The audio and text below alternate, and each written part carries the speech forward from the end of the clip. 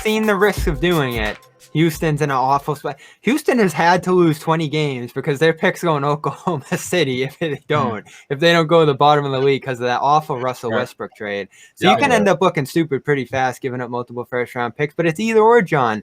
You're probably not getting a deal done right now if you're not putting it on the table. You just don't dig into your pocket for 4 picks unless you're getting a slam dunk player in return, or you think you are. Obviously, anything can blow up in your face with injuries or somebody not performing to expectation, but you're doing it for a high level player, not a Band-Aid. Okay, and that's where we're at here. Or a young player that you're gonna have for years to come could flip like down I said, the line. I will do it for.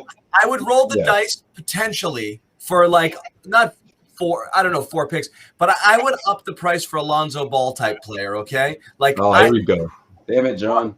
Well, no, I mean, like I said, the reason Lonzo is because young, you could build him around him as part of your core. You could decide to lock him up and pay him in the offseason. New Orleans is in a tough spot.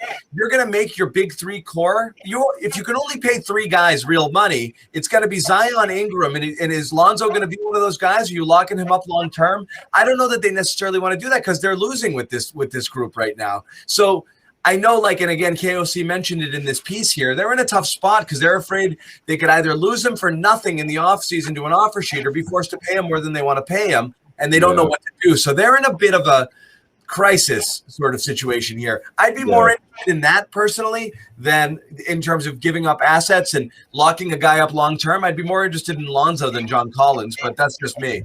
I just think New Orleans going to tread that situation lightly. They're going to tread lightly on that. I mean, obviously that's a big piece. They're going to freeze and be paralyzed, and then the offseason is going to happen to them, and whatever happens. I think they're just going to balk. That's the spot Atlanta's in too. After what happened with Drew Holiday, I think they're going to be a little more careful. No, listen. The way you feel about him, that's how I feel about Harrison Barnes. Like if it's not Harrison Barnes, then I don't want it.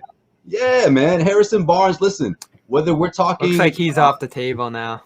I know, right? Well, that's long gone now. But again. To what you said, John, addressing a position in the roster that they need help in, addressing the wing position. So whether it's defending, whether it's 3-point shooting, whether it's facing. Here's why Lonzo makes more sense from the Celtics standpoint. Danny always talks about making moves for both the short and long term. Lonzo helps you from day one. Because one of your problems is ball movement. Guess what? Lonzo is one of the best ball movers among young guys in the league. So that helps you short term. Long term, his 3-point shooting, his perimeter game is getting better. He physically is going to get stronger. He is going to be your future point guard once Kemba's off that max contract. And he'll be, 25 maybe or something like that? And so to me, if I'm going to overpay for a guy, I'm going to do it for that guy because he has a clear role. John, but the problem with Harrison Barnes, he's a Band-Aid. Harrison Barnes has no long-term future in Boston if you were to bring him in. And the assets that you have to give up are going to hurt you dramatically down the road when you are going to be needing to fill the back end of your roster because you're going to have all these max contract guys.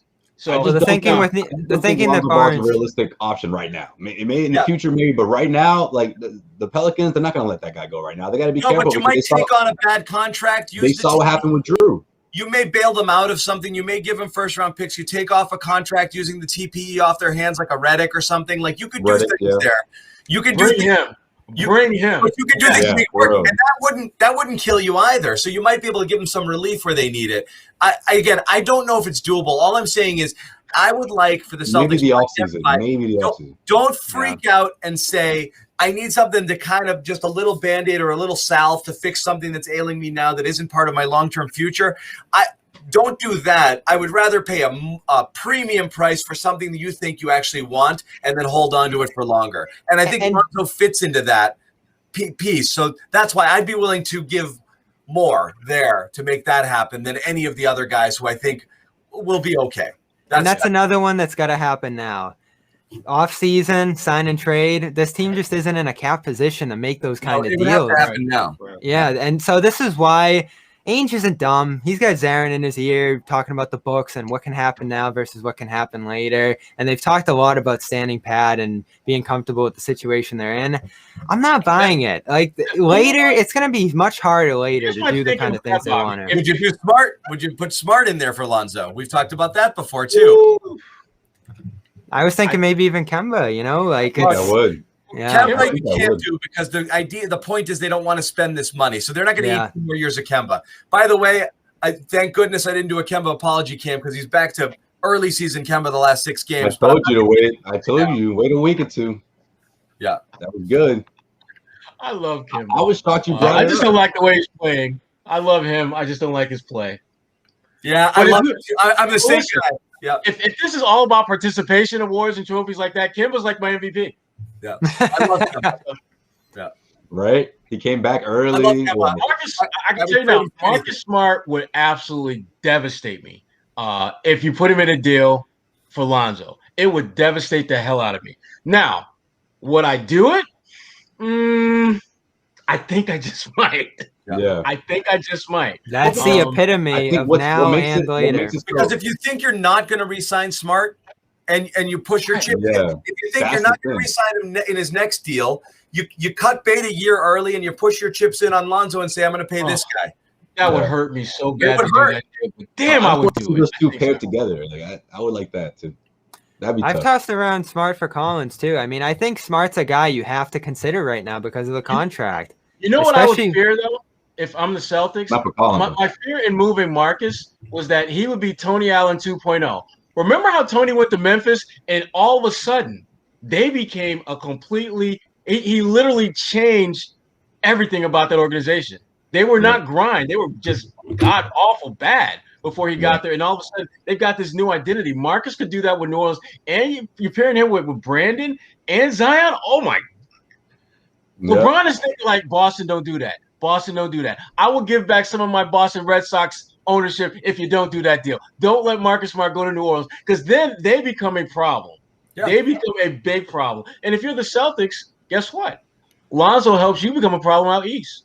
This is a potentially mutually beneficial sort of situation. But again, you got to start. Every time you talk about a trade, what Celtics fans and we have too often done in this room is it has to hurt a little, So this hurts. It has to hurt a little. Every trade's got to hurt a little. So if you're really starting to love Rob like I do, watching him go is going to hurt a little bit.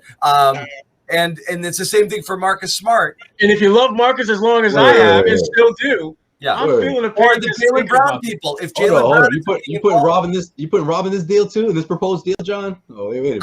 I'm saying any deal. Look, I'm saying any deal has to hurt a little, which means it's got to be Rob or it's got to be Smart, and or I don't know who else. Because honestly, there's no other player on this team who reach down and say, "Get Smart away."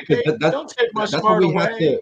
We have to keep reminding Celtics fans of that constantly, right? Every single night, every time we do this show, we have to remind them that every team in the NBA isn't trying to make the Celtics better, right? Yes, they want to make themselves better. Okay, that's the point.